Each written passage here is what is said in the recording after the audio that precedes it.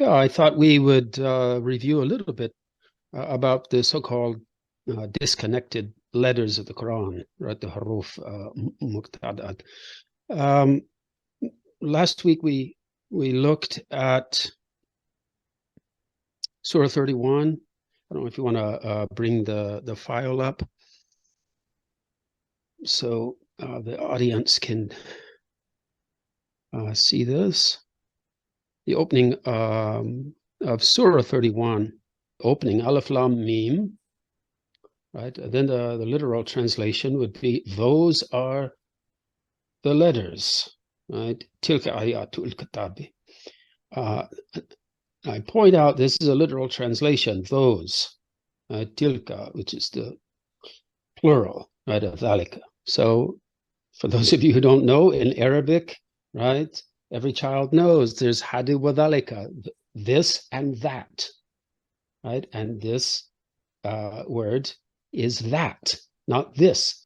99% of Quran translations, whether they're in English or German or whatever, they always translate this usually. These are the letters, and that's not what it's saying. It's those are the letters, right? So the reference back to the Alif Lam Mim, right, is very, very direct and clear. Those are the letters. What are those? Alif Lam Mim. Those are the letters of the book, The Wise. I've modified Drozh's translation. He translates it the book, the Wise book. But you see, the Wise, Hakim, is a divine name in the Quran. And that's exactly what we're seeing here. Strange as it may seem, the Kitab is being given a divine name. Just as the mother of the book is given two divine names in Surah 43, which we discussed that in the last session. But now, here, I want to point out that a book is not wise, right? A regular book. We're talking about a book on our shelves here in our libraries. A book, we don't say that a book is wise. We say that a book contains wisdom, or a book can make someone wise. But if we say a book is wise, we then are thinking of the book in personified terms, as a personified entity, right? So these are the letters of the book, the Wise. And I give Drozh's footnote that he supplies for this passage. Signs, he translates ayat as signs. I translate it as letters. But he says here, referring to the letters, Aleph, Lam, Mim. All right, now the only other passage I want to go over, again, that we went over last week, that's relevant is Surah 42. Again, it starts off with 5 of the huruf Muqattaʿat, Hamim, Ain, Sin, Qaf, and they're strangely separated into 2 different ayat, or 2 different verses. But be that as it may, all right. The next word, kadhalika, right? And that's composed of ka, which means like, and dalika, that. So like that, or in that way, right? Or that is the way he inspired you and those who were prophets before you, God, the mighty, the wise. To him belongs whatever is in the heavens and whatever is on the earth. He is the most high, the almighty. If you put those 2 divine names that I've highlighted there together, you have Al-Hakim and Al-Ali, right? So those are the 2 divine names that are given to the Kitab in Surah 43, verse 4, by the way. All right, so these disconnected letters, these are the letters of the heavenly book, but they're also the way that God inspires prophets. All right, I have a few references, right? So Andreas Kaploni, he's pointed out that we can translate this Arabic term, ayat, right, which is usually understood as signs, in Arabic also can have the sense of letter. And also Julian Descharnot, right, points out the same thing. right? That he argues that the Arabic word ayat is from the Syriac atwata, right, which means a sign, a character, or letter of the alphabet, right? And he points out these passages such as Surah 31, which start with Alif Lam Mim, and he says we should translate it. These are the letters, not signs. These are the letters of the book, the wise. Right now, if we scroll down here in the file, I want to point out a quotation, right, that Deschanel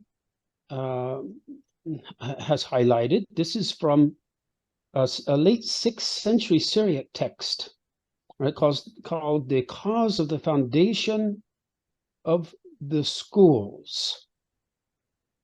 Now, at the same time that God made Adam and Eve, he caused to be made before them in the order of the letters, the wild and domestic animals, and he whispered in him, that's Adam, secretly, so that he might read openly, Nekra, right, which is related to, this is like Arabic, Ikra, right? Adam read in this first tablet the names for all the domestic animals and for all the wild animals of the field and all the birds of the heavens.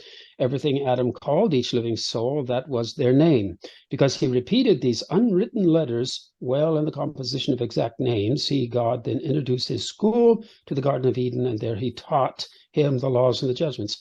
All right, so what's going on there? This is referring to a story in the book of Genesis, which has a Quranic parallel that we'll be looking at. In the book of Genesis, God brings all the animals in front of Adam, and Adam gives names to all the animals. And here in this Syriac text, what's being said is that God whispered letters, individual, separate letters to Adam. Basically, was teaching Adam how to read. But understand, it is a reading which is purely oral, right? So the speaking and the reading, right, become these equivalent symbols, right? So Adam was not actually reading in the sense that we read from a book or a paper, but he was repeating what God was saying to him, and this is called reading because God is speaking to him letters, right? So this book is basically showing us that God taught Adam how to read, which is the same as how to speak, and that's how the animals got their names. Now, I have the next quotation there is from Edward Robertson. He points out in the book of Genesis, no reference at all is made to writing. No mention is made of the inventor of writing. The first mention of writing in the Bible comes in Exodus 24:4, and Moses wrote all the words of the law. Again, in 24:12, writing is mentioned, and significantly enough, the writer is the Lord. The Bible clearly implies that it was God who taught Moses the art of writing and made use of it to communicate to man his Torah. Right, so now in some traditions, especially Jewish traditions, Enoch is the inventor of writing. Many Islamic sources have the same claim for Idris, who's Enoch. But in the Bible itself, this is not the case. It's actually God, right? Is the first one to write, and he teaches Moses how to write at Sinai. Now, I want to point out really quickly here that this actually seems to be a model that we find in the Qur'an, if we understand it correctly, in my view. Right. So in Surah 96, you want to scroll down. Your Lord is the most generous. All right, and you can scroll down a little bit more. I have verses or ayat 3, 4, and 5 in there. Right, so your Lord is the most generous, who taught by the pen, taught the human what he did not know. All right. The only other instance of the pen in the Quran, as everyone knows, is in Surah 68, which starts with one of these disconnected letters, Noon, by the pen. And what they write. That's the angelic scribes. All right. Now, so Surah 96 refers to God teaching the human how to write, right? And Surah 68 refers to the angelic scribes writing down the deeds of humans, right? Now, there's a cognate passage in Surah 55, right, which I have here, the first 5 verses. Now, the merciful one has taught recitation. That's language. That's what I would argue Qur'an means here. He created the human. What human? Adam, right? He taught him speech, and he taught him counting by means of the sun and the moon. So counting for the sake of calendrical purposes. All right. So now if we look at the Jonathan Targum on Genesis 2:7, we read that God breathed into Adam, right? The breath, the spirit of life in the Masoretic text, but in the Targum, the spirit of speech. And the Lord God created man, or Adam, and breathed into his nostrils the inspiration of life. And there was in the body of Adam the inspiration of a speaking spirit, right? And so that's what I believe Surah 96, Surah 55 are talking about, that God taught language, Quran, recitation, which is at the same time reading. Just like we were describing that 6th century Syriac text where God was teaching Adam how to read, but Adam was actually just reciting what God was sort of reading, right, by speaking letters to Adam. And I believe that's what we have in the Quran there. Now, the next piece of this puzzle, right, would point out, I have another quote, right, from Jan Osman, right, and he is talking about the Egyptian model for speech and writing, right, and he's pointing out that for the Egyptians, basically speech and writing were the same thing. Speech, reading, and writing all bled into each other, right? So he says in the indented paragraph, we may not draw too sharp a distinction between writing and language, that's writing and speaking. The two are constantly confounded by the Egyptians, the Greeks, the Europeans, well into the 18th century. So the Egyptian term netter, literally meaning divine speech, refers not only to hieroglyphs, but also to what the Hebrews would call the Barei Elohim. Now, if there is any Egyptian specificity, it lies in the particularly strong association of script and language. So divine speech means hieroglyphs. And so this is very similar, I think, to what we have in Quran, like Surah 96 and Surah 55. All right. Now, let's get back to the story of Adam. Well, first of all, before we go there, Aria, do you have anything to add or to ask? Yeah, I think the story of Adam is interesting in terms of what kind of knowledge did Adam receive and from who? Mm-hmm. Both the mechanism in which he received his knowledge and also the nature of his knowledge. So we saw that in some of the explanations of the biblical narration that he is learning the names of the animals, and I think the Quran leaves it a little bit more open-ended, and it says that he's learned the names of all things, and I think this would include the names of the souls, and sort of this, I would say this sort of initial layer of knowledge that Adam gets in terms of the names, the asma, the shamot, the names of everything, as opposed to the kalam that we talked about in previous sessions. So right. This is sort of giving him the basics, the raw materials, which would be the letters of not just the animal life, but all life. especially the spirit, the names of the souls. And so, and then the second point is that, you know, he's obviously speaking to God. And again, the question is, what is the mechanism of this speech? You mentioned it could be Enoch.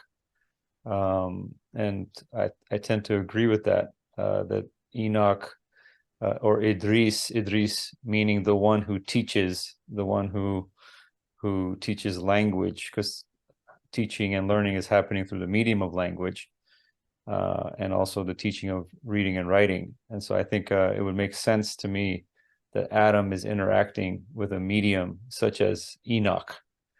And we can go into greater depth in terms of who Enoch is, Idris, and what his station and rank were in terms of teaching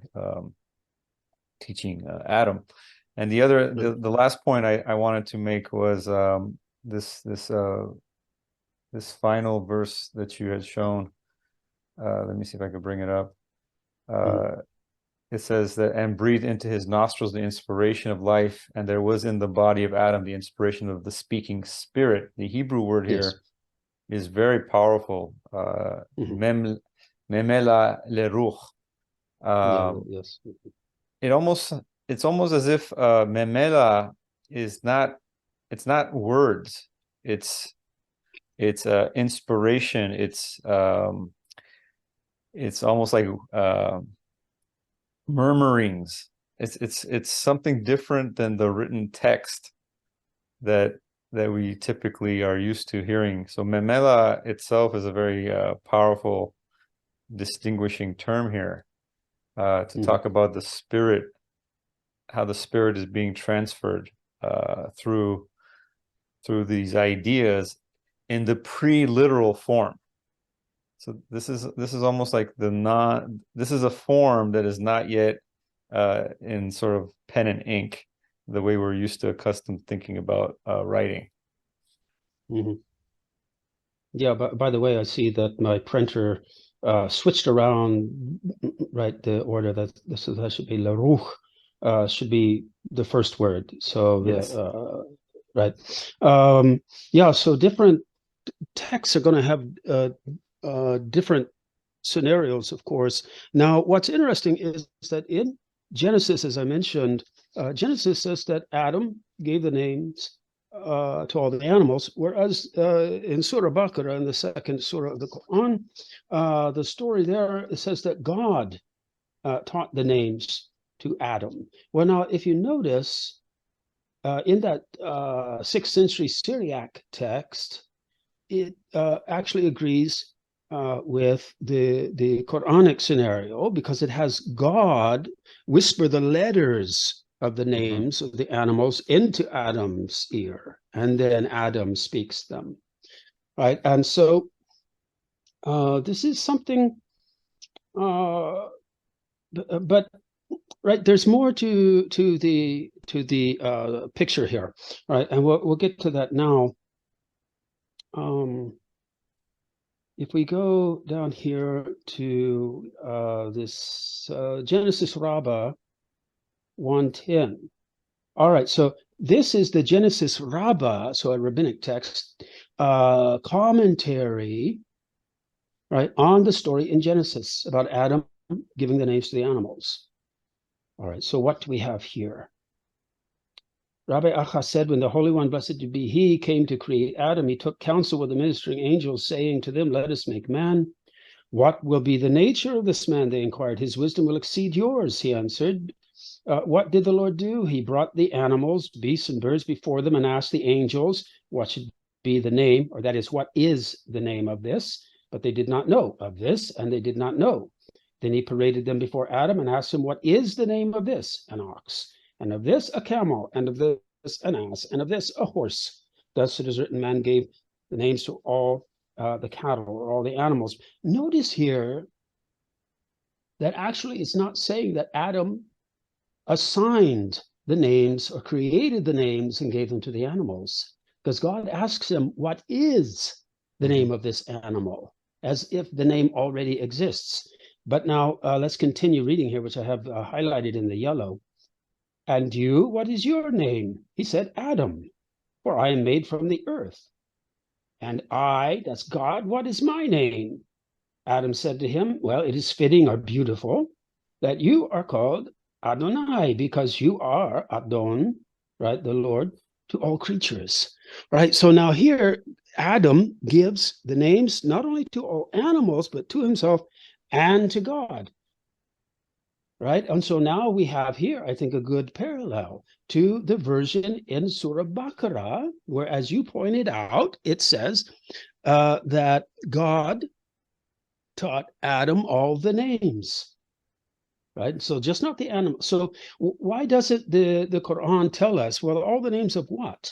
Because it is presumed that the original audience would have known these rabbinic traditions and these other traditions, right? And that the names would have been, yeah, the animals that Genesis talks about, but also it would have been human and divine names also, as in Genesis Rabbah here, right?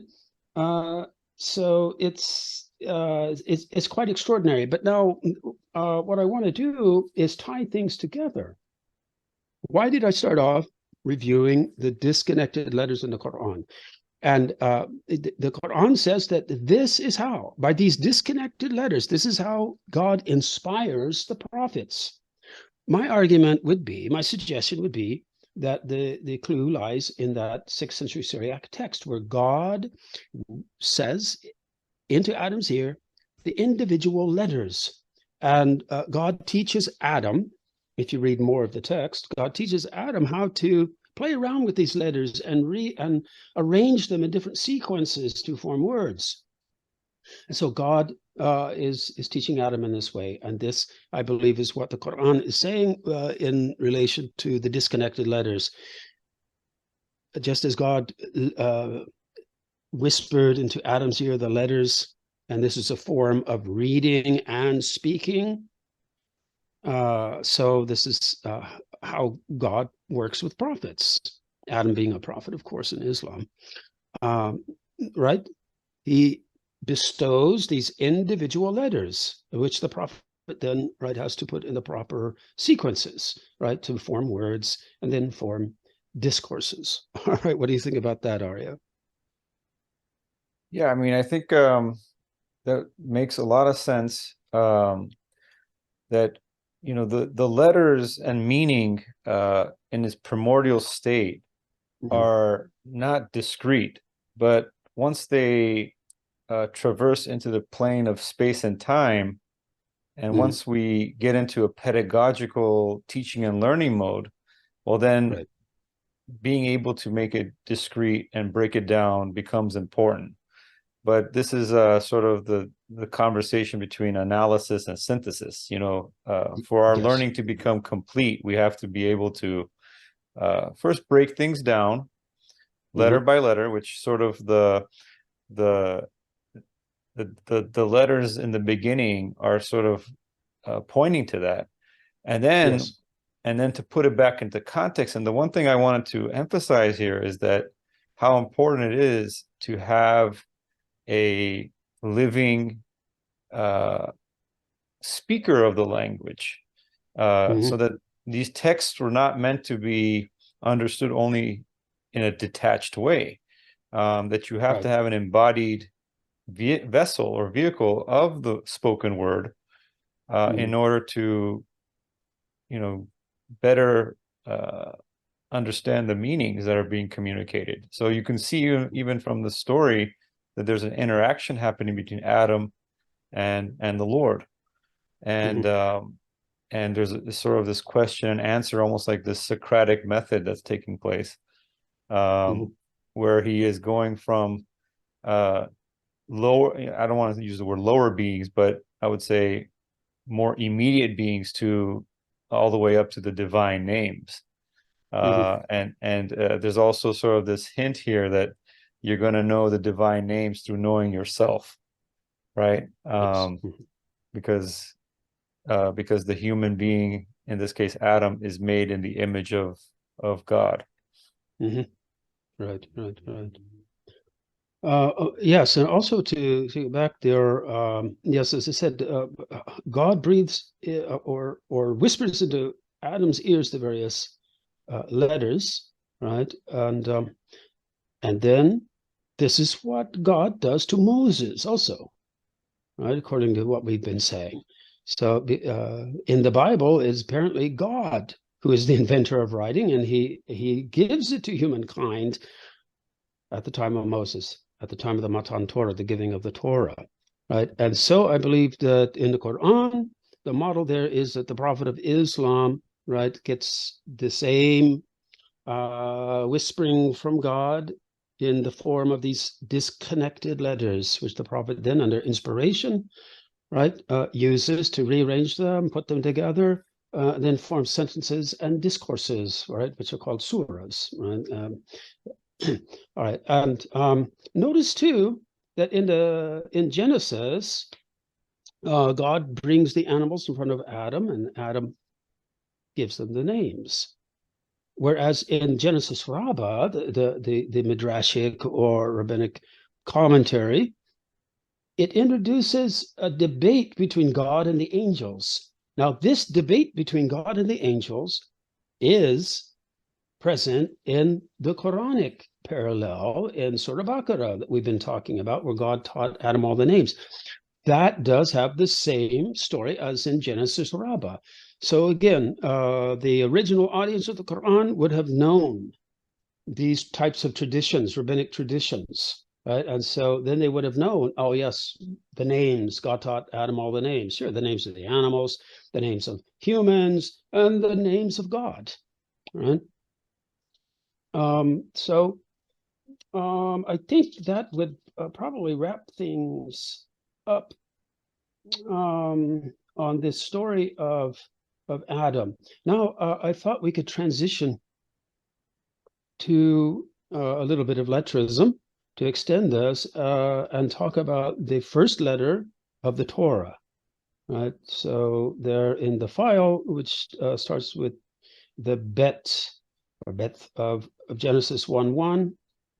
So just go up a little bit in the file. There we go, the bet of Genesis 1:1 in the middle there. I've pointed out here, right, the Onkelos Targum. It's one of the Aramaic translations of the Torah. In Exodus 33:23, there, right, God and Moses are speaking. Moses wants to see the glory of God. God tells Moses, you cannot see my face, but I will appear to you, and you will see my back. Right now, in the Onkelos Targum, this face and back of God are translated as the beginning and the ending of God, right? And so in the Targum, he's basically saying, well, you can see my ending, but you will not be able to see my beginning, right? And right, this is this makes things very interesting, right? Because I have a quote here now from Cloud Gundelman, right, who cites Genesis Rabbah 1:10, right? And it's the indented paragraph here. Rabbi Yonah, in the name of Ravi Levi, said, why was the world created with the bet, right? So that's the first letter of the Torah, right? Bereshit bara Elohim, in the beginning God created the heavens and the earth. This is because the bet is closed on all sides and open in front. And there I've enlarged the Hebrew word down there, which you can see. I've enlarged the bet, the first letter on the right, right, of Bereshit, right? So you can see, if you don't know Hebrew, what we're talking about. This is because the bet is closed on all sides and open in front. Accordingly, you have no right to study what is before and what is after, but only from the day the world was created onwards. That is, you can't try to figure out the mysteries, right, that happened before God created the heavens and the earth. They're blocked by that closure in the bet, right? A variant of this midrash of the Zohar presents the equation of Torah and wisdom. In this instance, the shape of the letter bet is said to signify the possibility of esoteric knowledge. The bet is closed on one side and open on the other to throw light onto the higher worlds. This is why it was placed at the beginning of the Torah. All right, now, so here I supply a fuller quotation from that passage in the Zohar, but notice immediately, whereas Genesis Rabbah is saying that this closure of the bet, that's so you can't discover these esoteric secrets, the Zohar is saying, well, wait, the openness of the one side of the bet is so that these mysteries can get in there and we can have access to them, right? So this is from the Zohar, Toledot, quote, the letter bet is closed on one side and open on the other. It is closed on one side as it is written, and you shall see my back, right? So he's basing this on the Targum Onkelos that translates back, right? As ending, right? But anyway, it is closed on one side, as it is written, you shall not see what you shall see my back. And on the other side, bet is open so that its face, right, will shine upward. So the face is the beginning, the back is the ending, right? It is also open to receive from above as a portico to receive or welcome, right, visitors. For that reason, the letter bet stands at the beginning of the Torah. So what's happening there basically is that the Zoharic passage is implying that the open side of the bet in Bereshit there corresponds to the face of God. And the bet's closed side corresponds to the back of God, right? Now, the Zoharic author would have known, right? Just as anyone who studied rabbinic literature will know, or like in the Targum of Jonathan, right? In Exodus, it's explained that when Moses saw the back of God, the Targum tells us the back is the back of God's head, right? So the back of God's head.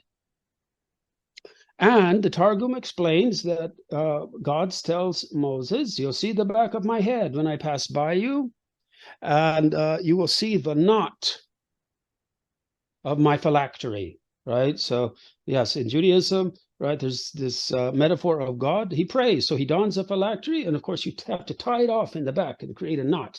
And so God will go in front of Moses, right? And Moses will not see God's face, but we'll see the back of God's head, and we'll see the knot of the phylactery, the tefillin, right?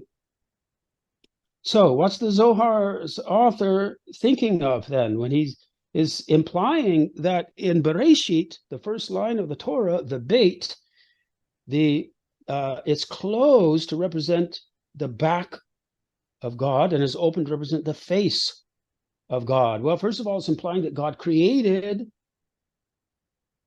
in a state of prayer. He's created the universe in a state of prayer. That's one thing we could think of.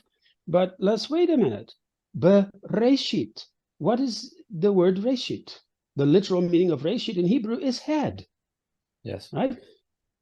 All right. So there's, telling us how the Zohar's author is thinking. All right. So there's the word reshit. All right. So the beit also represents this head of God, the face and the back, which has the knot of the phylactery, right? So it also follows that this reshit, right, is embodied, or it's inscripted already in that letter beit, right? So this reshit is coming out of the beit, and the opening of the beit, right, from which comes, right, the resh, aleph, etc., is coming out of the face of God. That openness there, that's the face of God. And the back of God, right, that's think of it, Hebrew, you read right from right to left. So the beit at the beginning of the sentence here, right, is closed off. There's that vertical line that's solid. So what's before that? Oh, the mysteries that occurred in in God before the heavens and the earth were created. The rabbinic literature tells us, right, that closed aspect of bet makes it impossible to figure that out. But the Zohar is telling us, no, the open part of the bet allows the light and the truth, right, from these esoteric realms to get in there, right, and to be accessed.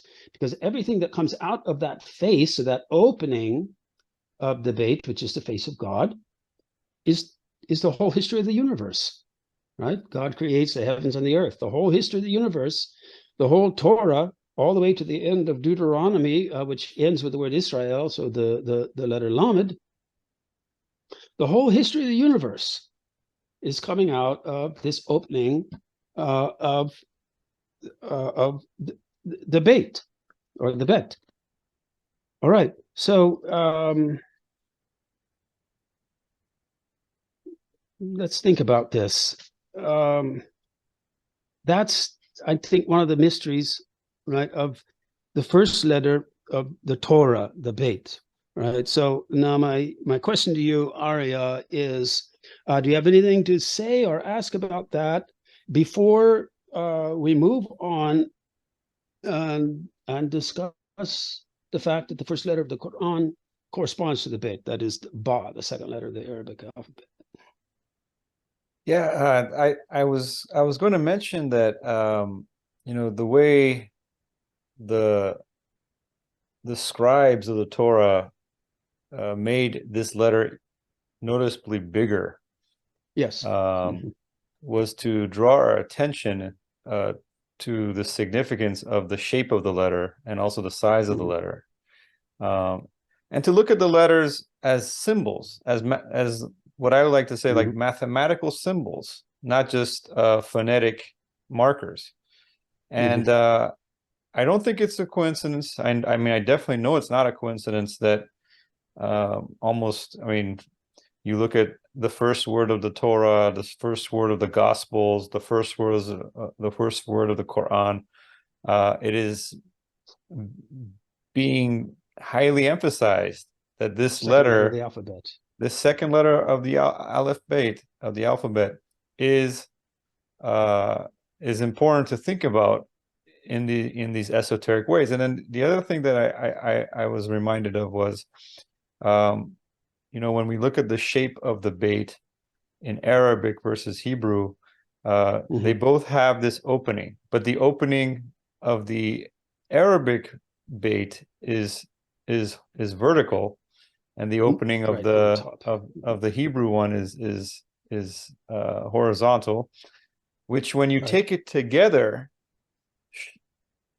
gives us a very expansive view of that we are supposed to pursue these mysteries as opposed to avoid them. And I think that's a very important perspective that the Zohar is contrasting itself with sort of the more traditional rabbinic readings, which is, we can't know these mysteries, but we can know them, but there is a mechanism to knowing it. And I think this is what's being emphasized here. Right. Yeah. If we look at this first word in the Torah, as you say, right, if you take this first letter, the Beit, and turn it to the right, set it down, then of course it looks like more or less Arabic Ba, corresponding letter, right, in the Abjad. And what's interesting about that is, as you say, the Ba, right, the open aspect of the Ba, the open element of the Ba is on top, right? So, and it's closed on bottom, open on top, which fits nicely with what the Zohar has to say about the Beit of Bereshit, because it says that it's open to receive, so that the esoteric knowledge from on high can come down into the Beit, right? So now with the Hebrew Beit, it sort of has to come down and down to down vertically to where it can then proceed to the right to get inside the bait, whereas the Arabic ba, right, it just descends straight down into it, right, into the opening. So that's interesting. But if we look at the Hebrew Bereshit here, the only other thing I think I would point out is that there's always interesting patterns in there that the Kabbalists, right, would notice. And it's interesting. You have the Resh, right, is the, let's see, Tav, it's going backwards, Tav, Shin, Resh. So, right, it's,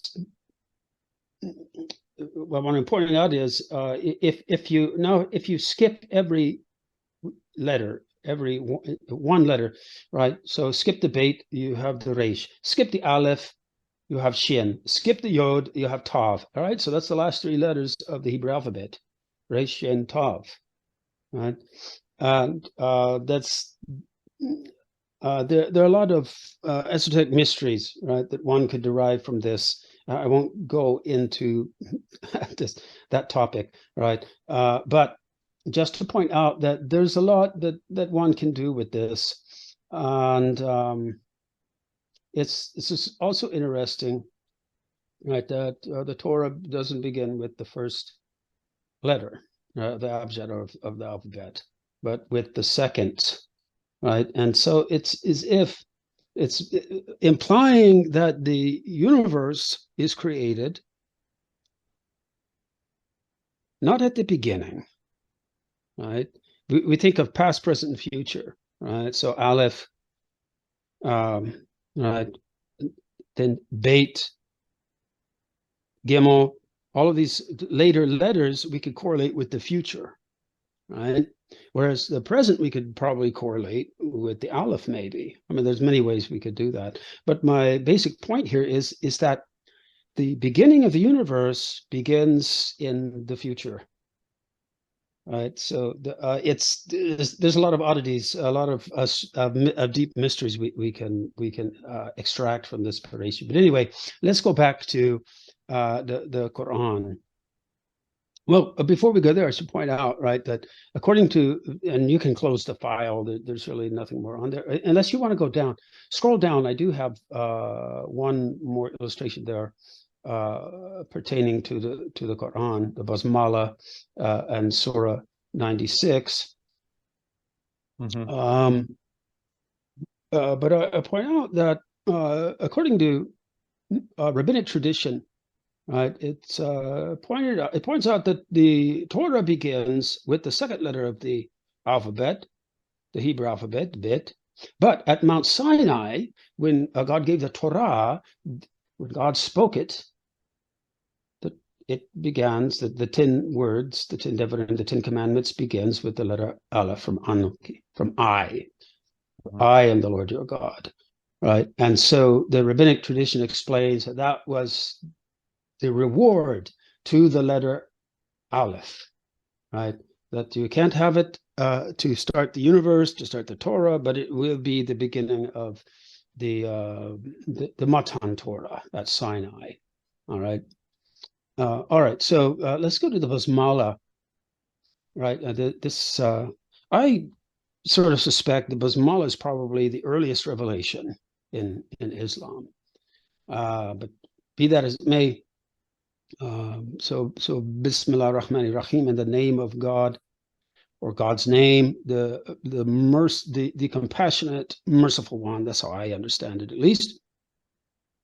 Has a very interesting connection with Exodus 34:5. This is where God is appearing to Moses, and God tells Moses, right, Yikra, right, Vashem Yodevavhe. He says, I will appear to you and I will proclaim the name Yodevavhe. So this is this Beshem, the bet is not to be translated. It's not, right, this is what we call a bet essentiae, right? So it's not to be translated. In Arabic grammar, this is called the ba zaida, superfluous ba, right? And so God says, I will appear before you, Moses, and I will proclaim the name Yod-Heh-Vav-Heh. the Tetragrammaton. Now, what we have in Surah 96:1, many Muslims are not aware of this, but we have a ba zaida here. This is not saying read in the name of your Lord. It's saying proclaim the name of your Lord, right? Ikra, so proclaim the name of your Lord. So this is an echo of Exodus 34:5. And now the basmala is mirrored on the same verse together with the verse 6 of Exodus 34, which God then appears to Moses again and proclaims the name Yod-Heh-Vav-Heh El Rachum V'Chanun, right? God, Yod-Heh-Vav-Heh, God, merciful and gracious, right? So this, now we get to the basmala, right? And there in the basmala, the ba is no longer ba zaida, it's the irregular preposition, so in the name of God, right? So what's your understanding of all of this, the basmala and the ba beginning the revelation? I think it fits right in with sort of the story of creation of the universe, that that there's basically two stages. There's pre-creation, and then there's post-creation, and I think you know, it's beginning with the names, and the name of the Lord, and who this Lord is the most important factor here. And because creation happens at so many degrees, and you know, the story of creation is obviously being conveyed to the prophets, and then the prophets are relaying this story to the rest of humanity so that they can better know themselves, and know their creator, and essentially know their purpose through these names. And so it's very clear that creation and the creative process and the names are tied together. So the names are the medium through which creation occurs. And it also, I think, you can see the amazing parallel between whoever wrote the Qur'an, looking at it from an outsider point of view, a non-believer point of view, would have to acknowledge the incredible synchronicity that exists between these two lines from Exodus and Surah Iqra. Right. What's interesting is that this echo of Exodus, right, in Surah 96 becomes a reference to creation. Iqra bismillah rabbika, and then khalaq, right? The Lord who created. Proclaim the name of the Lord who created, right? So Exodus 34, which is really not about the creation, is being adopted to refer to the creation. And you'll notice something. You might want to, if you can, enlarge that file, because the Arabic is looks smaller there to me, at least on my screen. If you notice in the Arabic text, you have ikra. Now, if you look at the second word, you notice the first letter is ba. Now look at the third word, you'll notice that the first letter is ra.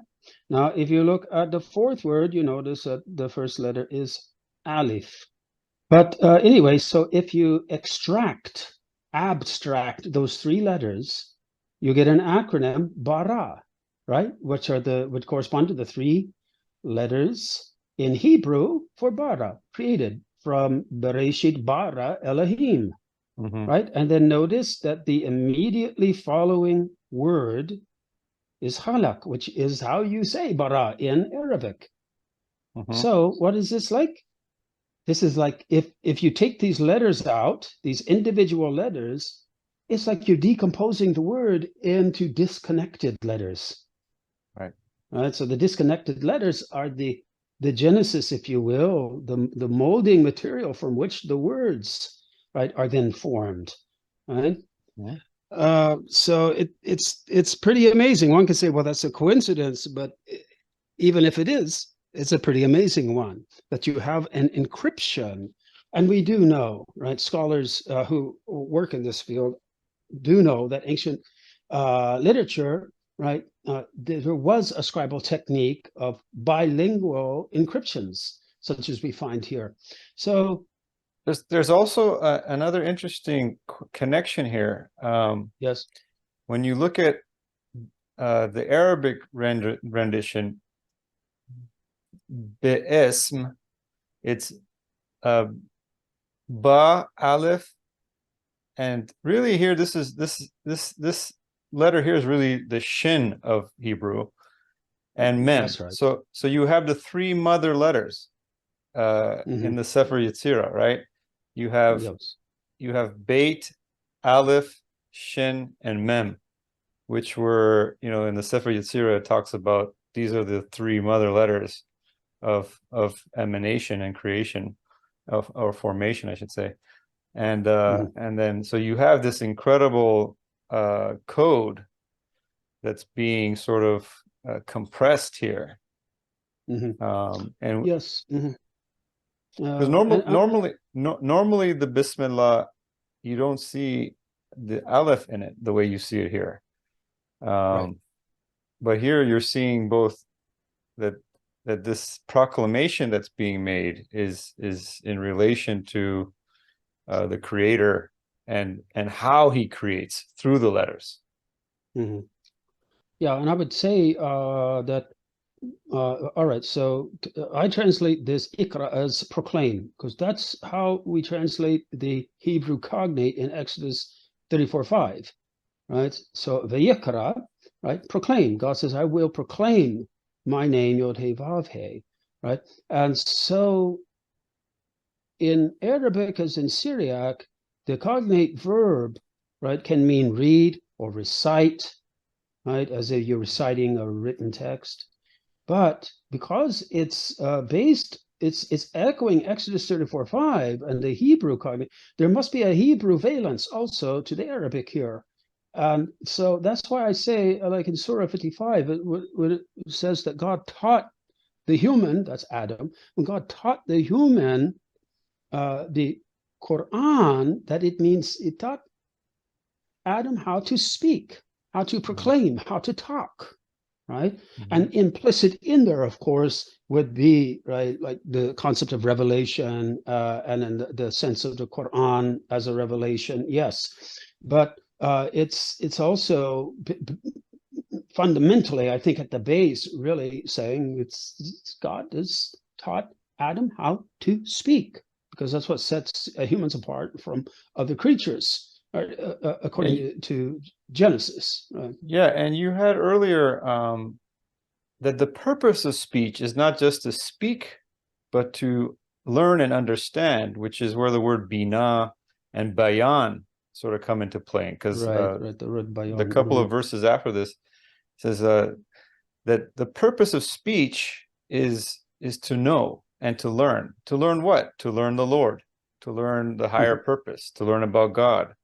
To learn about the human being's higher calling. And so all of these things are intertwined in these words and in the combination of the letters here. So you can see that this is very precise.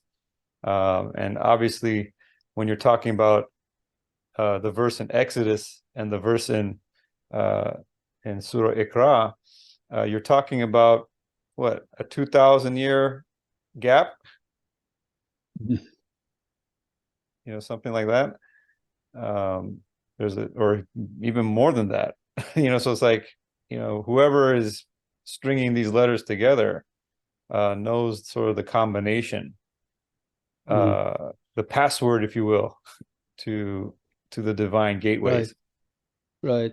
Yeah, and I would say again that, right, we have that acronym encrypted in there, right? This BARA acronym encrypted in there. Again, it's as if those are disconnected letters that have been put together with words and formed into words, right? And so, of course, it's at the head of the Qur'an, right? Surah 2 is really the first surah. Surah 1 is sort of a prelude, the Fatiha. But Surah 2 begins, right, also with disconnected letters. Surah 2 is not the earliest surah chronologically, but Yeah. it's the longest, and so it's at the beginning of the Quran. It also begins with these Alif, Lam, Mim, 3 disconnected letters, and then it says Dalika Kitab. That is the book, right? So the heavenly book, not the earthly mushaf, but the heavenly book. Those letters are the letters of the heavenly book. Those letters comprise the heavenly book or the heavenly revelation, which actually is, pre-verbal, right? So already there, you have disconnected letters, usually followed by a statement like, those are the letters, or those are the letters of the book, or those are the book. It's always some symbol, right, of writing, right? So it's quite interesting. And so, right, so this Surah 96, Surah Iqra. There's one question I wanted Sure. to pursue, and that is the Exodus version gives us sort of the code for the name, which is the Tetragrammaton. That's right. Whereas in the Quran, it gives you sort of more of a more cryptic index towards it. It says like Alladhi khalaq, the one who created, and then it goes into describing it. So I think it would be interesting to discuss and get into sort of. It's like a targum that paraphrases Yes. to explain, but also you do notice here it's we have Rab, so Rab, which corresponds semantically to Hebrew Adonai, right, which substitutes for Yod He Vav He. So you do actually have a hidden tetragrammaton here in Surah Iqra, right? The Rab, right, is corresponding to functioning as Adonai. And in the Basmala, right, there is Allah, right, in the name of Allah, Bismillah. So you see there, various things could be happening. It could be that Allah is being substituted reverentially, we could say, for Exodus 34:5 Yod He Vav He, for the Tetragrammaton. So it's sort of like equivalent to the Tetragrammaton. I don't think so, though.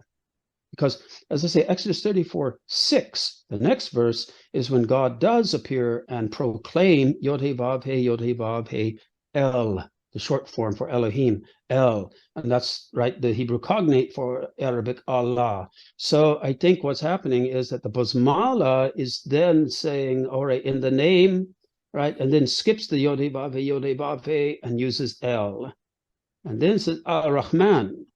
And I believe the Rahman is actually a cipher for the Tetragrammaton. But that's a complicated argument that I've developed. There are a couple other scholars who feel the same, who believe that Rahman, the alternation between Rahman throughout the Quran, between Rahman and Allah mirrors the Torah's alternation between Yod He Vav He and Elohim. Right, so Rahman is actually very important. And in fact, even though Islamic tradition talks about the 99 names of Allah, there are actually only 2 names of Allah in the entirety of the Quran. That's Allah and Rahman. All the others are not, strictly speaking, names, they're epithets. Sure. Right? Even Rahim, Rahman, Rahim. Rahim is not a divine name, it is an adjectival modifier of Rahman. Right? And so is the compassionate, merciful one is how I would render it. And so that Rahman and Allah are actually the only 2, strictly speaking, right, names of God in the Quran. All the others are epithets, which is not to belittle them or to diminish their importance, but on the contrary. But be that as it may, in the Basmala, right, it starts there, and that makes sense, right? Because in the Septuagint, which is the ancient Greek translation of the Torah, usually Yod He Vav He is translated with Greek Kyrios, which means Lord. But not infrequently, for whatever reason, sometimes the Septuagint translators translated Yod He Vav He with Theos, which is the Greek equivalent to Arabic Allah, right? God. Right. So, it's a very rich subject, subject and profound subject, these divine names and how the different names and the different revelations can correspond to each other. Right. But anyway, because of the connection between the basmala and the opening line of Surah Iqra, we can look at the basmala as, right, we can correlate it with the first line of the Torah, which also begins with the second letter of the alphabet. Right. And so the basmala, we can see it not only as a proclamation of God as a merciful God, as in Exodus 34, but also we can see a hint of the creative plan, the plan of creation in the basmala, when we correlate it with Surah Iqra. Yeah, and I think it's worth noting that this verse is almost unanimously agreed upon to be the first verse revealed to Prophet Muhammad. And so I think correlating it with the first verse of the Torah in this kind of intricate way makes a lot of sense. And and I think the letrist approach, especially when you notice the acrostic of the word bara, makes it even more, I don't think it's a coincidence, but it's an amazing coincidence at the very least. Right. Well, it's like in that phrase that occurs almost 10 times in the Qur'an, right? Tilka, right? Ayatu katabi, right? So you do the same thing there. You'll find that the word kitab is encrypted, and it's overlapping with the explicit word kitab, right? And so this is not the only place, right? This phenomenon occurs throughout the Quran, actually. It's just that scholars have never looked for it, so they're not aware of it, right? But in any case, when we were talking about the difference between the Hebrew bet and the Arabic ba, I forgot to point out to the viewers, they can look at your image there above you, your letter blocks, right? The upper row of your letter blocks up there on the right, that's the Hebrew bet, and next to it, going left, that's the Arabic ba. So you can see the ba is open on top, right? Whereas the Hebrew bet is open on the left side. Right? So it begins with closure and ends with openness, right? And so in that way, we could look at the ba and say, actually, it begins also with closure, right? And then it opens up and then it closes again, right? In order to like the ba, create a type of like a house or an enclosure.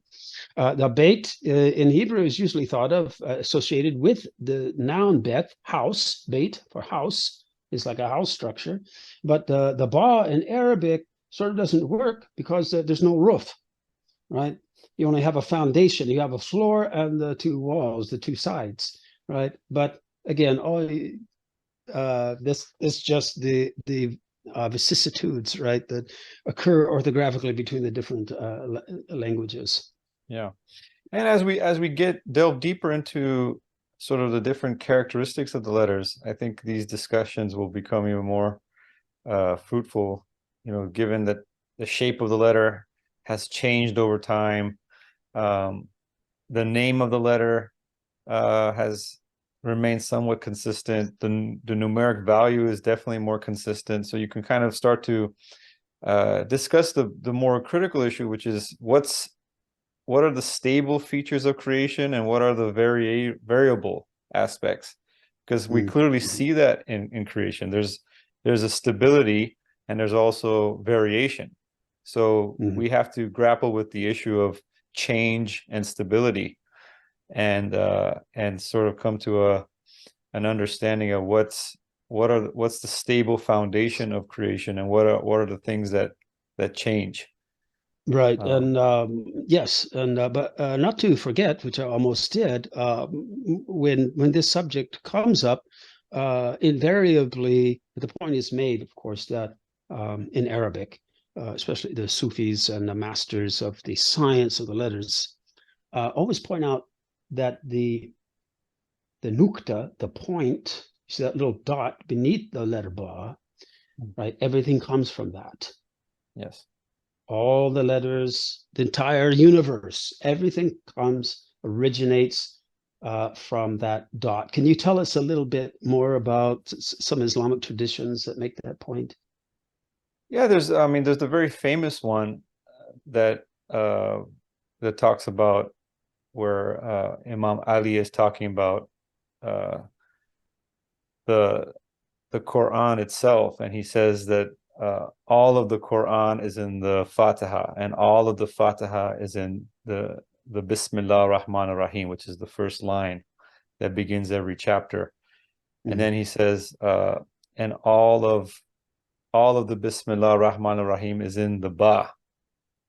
And then he concludes by saying that I am the dot below the Ba. And there are different variations of this, but that's sort of the essence of the narration, that Imam Ali is correlating himself with the dot in the Ba of the Bismillah.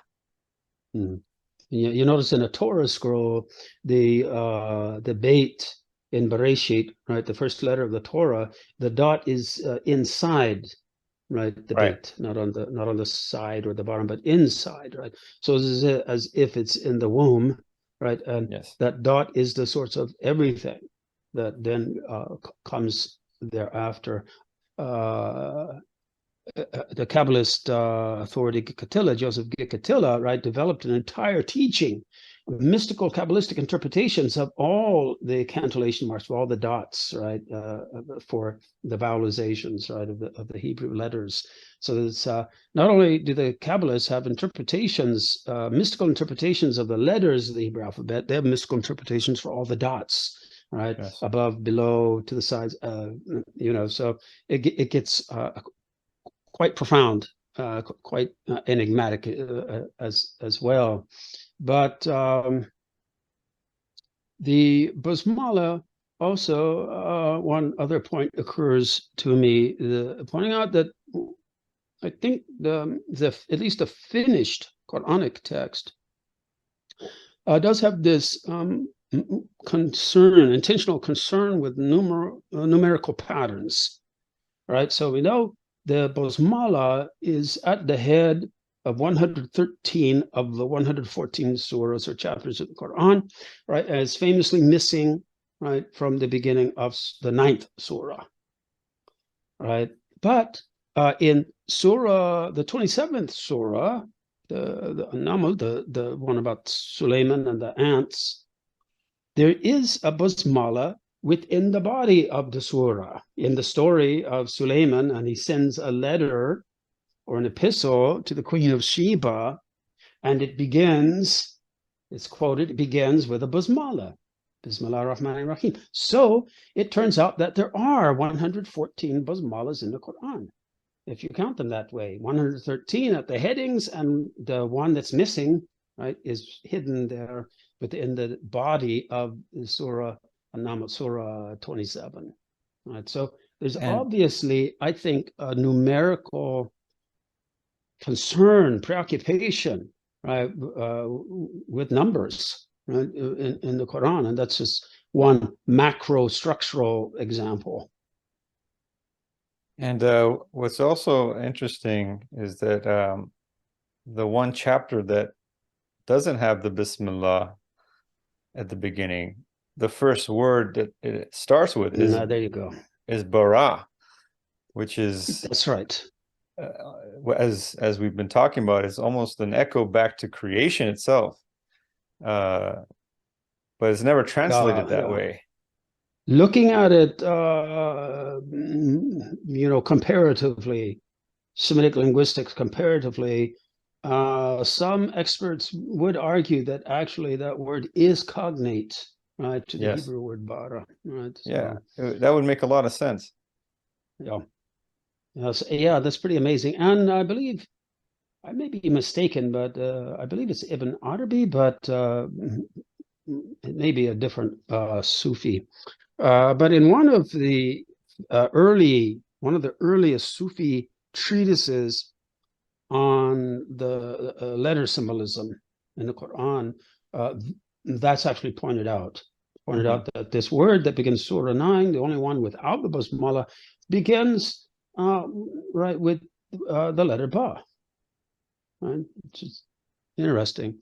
But again, I as I said, the lack of the basmala there is made up for esoterically by putting it into the main body of Surah 27, right? Which is really, really interesting.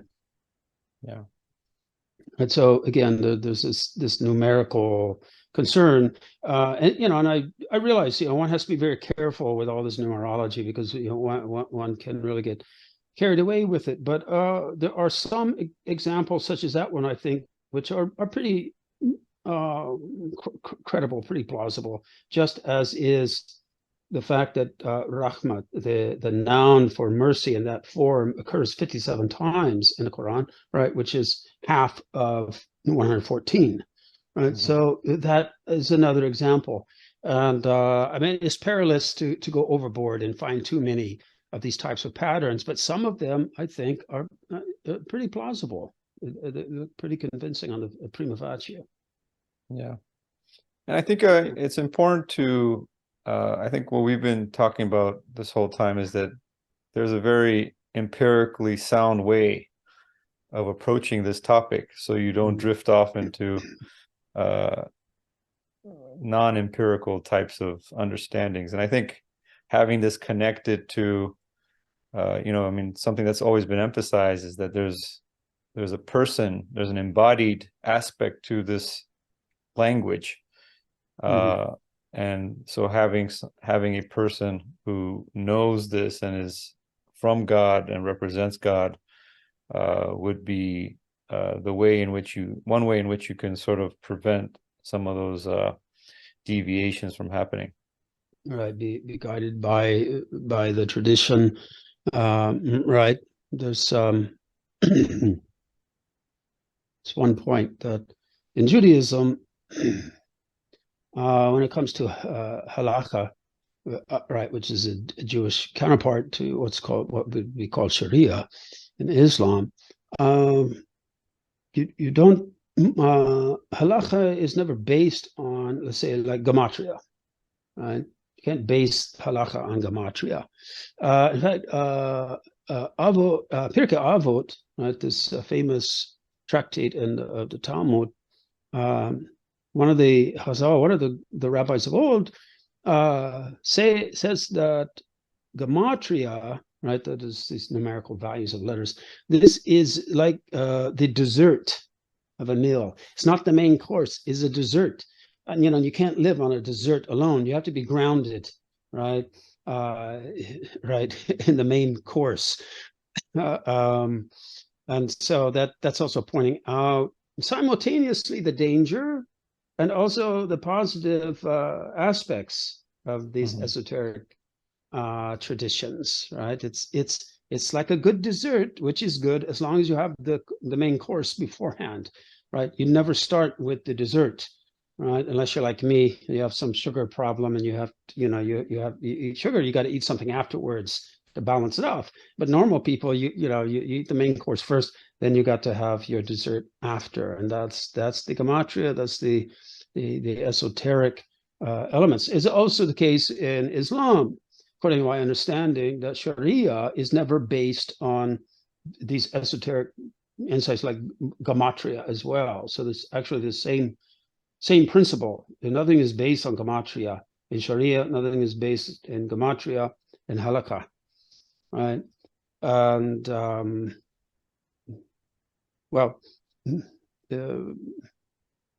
yeah. So everything has to be guided by tradition, and that tradition is not only in the form of written texts, right? The body, let's say oral Torah, for instance, and the halakha and all of this, but also in living interpreters, right? Living embodied interpreters, as you say. In Judaism, those, of course, are rabbinic authorities, whereas in Sunni Islam, they have theirs. Shia Islam, it would be the imams, and so there always has to be this yes, a living interpreter. Catholics, right, have the same idea, right? There has to be a living magisterium. They call it a teaching authority, right? That in every age, right, that can, or it's like even in the United States when they talk about the Constitution of the United States, right? It has to be, it has to be a living document interpreted for each generation to make it relevant and understandable. Right. So maybe we can apply that mutatis mutandis, right, in the religious sphere. Sounds good. Right. Well, to be continued. This is another great chapter to our conversation.